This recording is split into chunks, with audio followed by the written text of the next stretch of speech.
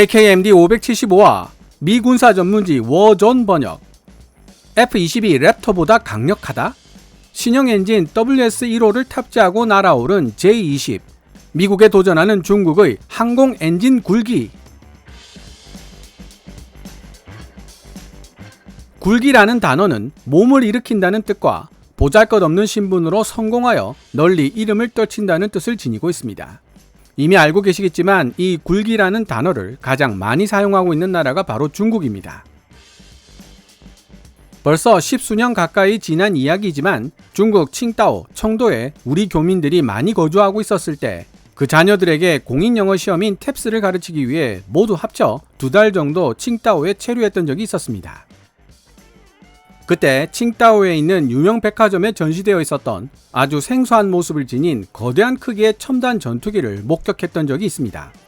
당시만 해도 군사 무기 분야에 대한 배경 지식이 거의 없는 상태였기 때문에 미래 전장에서 등장할 만한 전투기구나 라고 가볍게 생각하고 지나쳐버렸는데요. 지금 생각해보니 그때 본 전투기가 바로 J-20이었던 것 같습니다. 만약 지금 제20의 실물 크기 모형, 목겁을 볼 수 있다면 나름 날카로운 시선으로 살펴봤을 텐데 아쉽습니다. 얼마 전 신문을 보다가 중국 현지 사정에 밝은 중국 전문가가 기고한 기사를 읽게 되었습니다. 요즘 중국 지식인들 사이에 쓰이고 있는 은어들 중에 서조선이라는 은어가 있다는 내용이었는데요. 혹시 서조선이 어느 곳을 지칭하는 말인지 짐작이 되십니까? 퀴즈를 좋아하시는 분이라면 잠깐 영상을 멈추고 답을 생각해 보시기 바랍니다. 중국에서 북조선은 북한을 지칭하는 말입니다. 남조선은 대한민국이겠죠. 그렇다면 서조선은 어디에 있는 나라일까요? 그렇습니다. 북한의 서쪽에 있는 나라는 바로 중국입니다. 시진핑 주석이 집권한 이후 날이 갈수록 장기 집권, 개인 숭배, 언론 통제 등의 정도가 심해지고 있는 현상을 북한에 빗대어 자조하는 단어입니다. 한때 중국 지식인들은 북한 김씨 일가의 대를 이어가는 세습 통치와 군사력에만 모든 역량을 집중한 나머지 날로 궁핍해져만 가는 북한 사람들의 살림살이에 대해 매우 안타까운 마음을 가지고 있었다고 합니다. 하지만 오늘날 정신을 차리고 보니 중국이 거대한 북한이 되어가고 있더라는 자조 섞인 한탄을 하고 있는 것입니다. 그 모든 감정이 서조선이라는 단어 하나에 압축되어 있습니다. 지식인들이 그러거나 말거나 중국 정부는 힘을 앞세운 전랑 외교를 포기할 생각이 없어 보이는데요. 제가 평소 알고 지내는 항공우주 산업계 소식통은 중국의 막대한 자본과 인력이 무엇보다도 무서운 무기가 될 수 있다는 사실을 누차 강조해 왔습니다. 유튜브 등에서 중국 공군력은 종이 호랑이라거나 엔진 분야에서 중국의 기술력은 미국보다 20년 이상 뒤처진다 라는 내용의 영상들을 종종 보게 되는데 볼 때마다 마음이 불편해지는 것이 사실입니다. 항공 엔진 등을 포함한 중국의 군사 기술력이 아직 미국을 따라잡기 어려운 것은 사실이지만 막대한 자본과 인력을 투자하여 그 차이를 무서운 속도로 따라잡고 있기 때문입니다. 미국의 군사 전문지 워존은 2023년 6월 29일 China's J-20 fighter with long-awaited JS-15 engines may have flown. 오랫동안 기다려온 WS-15 엔진을 장착한 중국 J-20 전투기가 비행에 성공한 것 같다 라는 제목의 기사를 게재했습니다. 그럼 기사 내용을 살펴본 뒤 간단하게 코멘트를 하고 영상을 마무리하도록 하겠습니다. 기사 원문은 노란색 글자로 표시됩니다.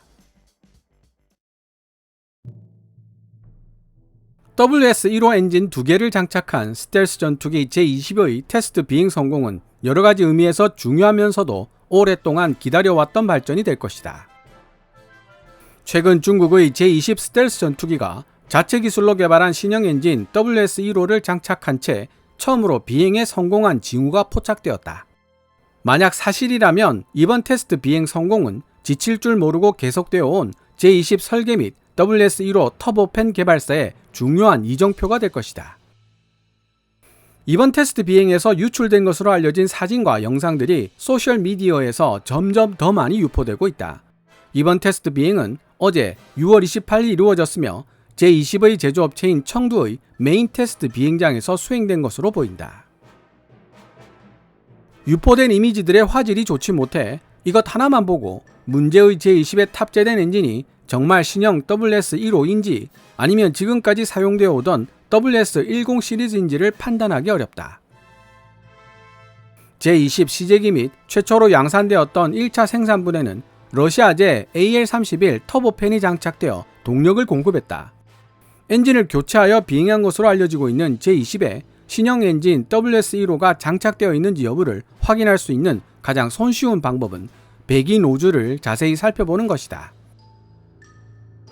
제20 테스트 비행 영상을 보았을 때 느꼈던 첫인상들 중에서 유독 흥미롭다고 생각했던 부분은 엔진 소리가 WS10C와 달랐다는 것이다.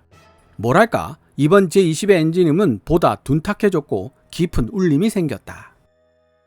중국 군용 항공기 전문가이자 워존에 글을 기고하고 있는 안드레아스 러프레흐트는 소셜미디어에 올라온 제20의 테스트 비행 영상을 본 후 트위터에 이렇게 감상을 남겼다. WS15 엔진이 탑재된 것으로 알려진 제20 전투기의 테스트 비행이 끝난 후 업로드된 여러 사진들은 해당 제20이 사람들로부터 특별한 관심을 받고 있다는 사실을 보여준다. 이러한 사진들 중 하나는 숫자 15가 적힌 현수막을 보여주기도 한다.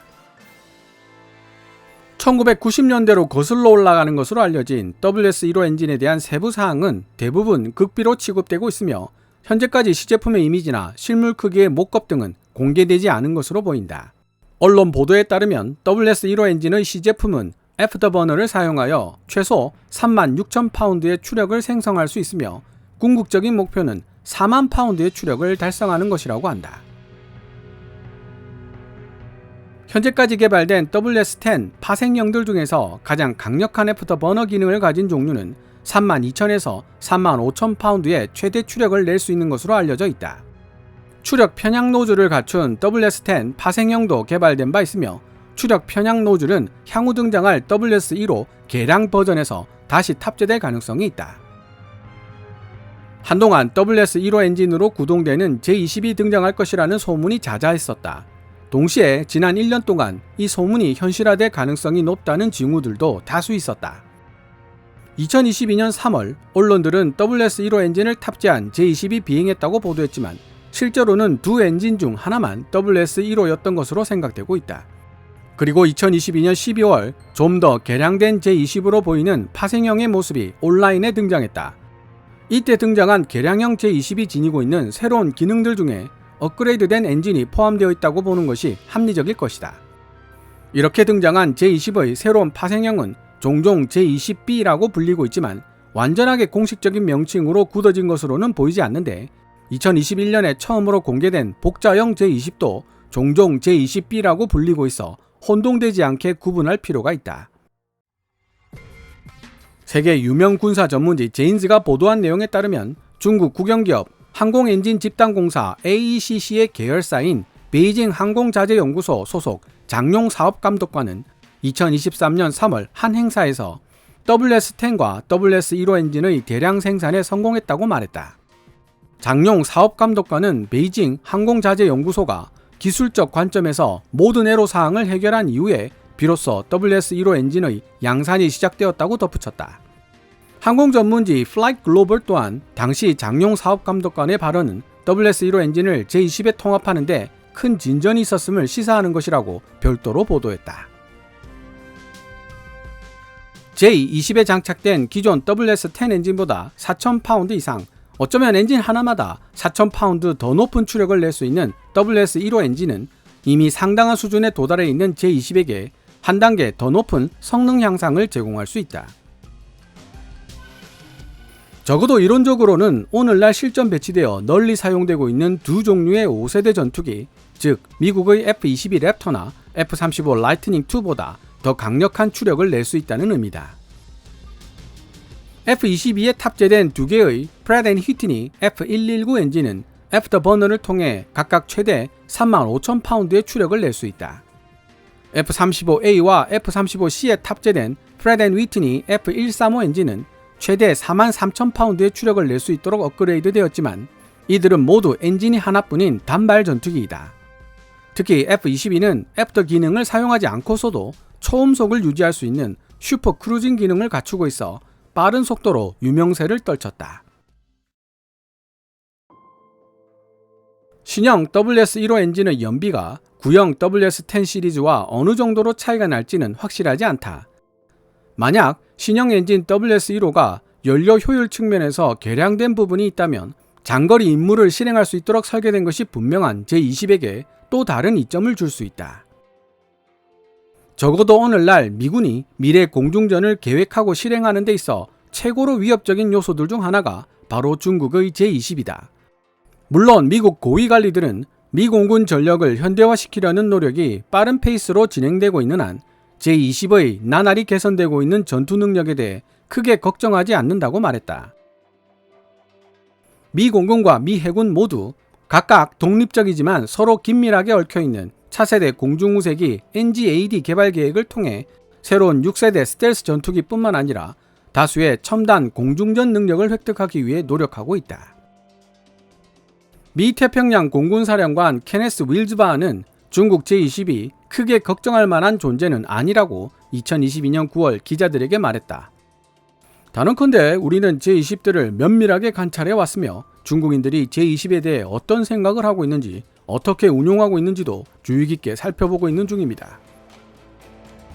미 태평양 공군사령관의 발언이 있은 직후 이 문제에 대한 개인적인 의견을 묻는 기자들의 질문에 공군참모총장 찰스 큐 브라운은 지금 우리가 제20에 대해 지나치게 걱정할 필요는 없겠지만 만약 우리가 향후 공군 전력을 보다 더 현대화시키지 못한다면 그땐 아마도 심각하게 걱정을 해야 할 것이라고 대답했다. 중국에게 있어 WS-15 엔진의 발전은 그 자체로 중요하다. 전체적으로 지난 수십 년 동안 중국의 항공산업은 스텔스 전투기와 다른 첨단, 유인, 무인 항공기를 생산하는 분야에서 인상적인 발전을 이루었지만 이들에 탑재시킬 수 있을 정도로 뛰어난 성능을 지닌 현대적 제트 엔진을 개발하는 데 있어서만큼은 계속 서구에 뒤처져 왔다. 최근에 개량된 우아-20 화물기 파생형에 중국 자체 기술로 개발된 새로운 고바이패스 WS-20 터보팬 엔진이 통합된 것은 중국이 추진하고 있는 항공 엔진 굴기의 또 다른 예라고 할 수 있다. WS-10을 기반으로 개량된 여러 파생 엔진들과 스텔시한 형태를 지니고 있는 2차원 추력 편향 노즐 등을 포함한 신형 제트 엔진 개발은 2022년 중국 주하이 에어쇼 전시물의 주요 테마였다. 지금까지 알려진 것들을 종합해봤을 때 아직 최종적으로 확인된 사항은 아니지만 WS-15 엔진을 장착한 제20의 테스트 비행 성공은 중국 공군과 중국 항공산업에 있어 오랫동안 기다려온 중대한 진전이 될 것이다.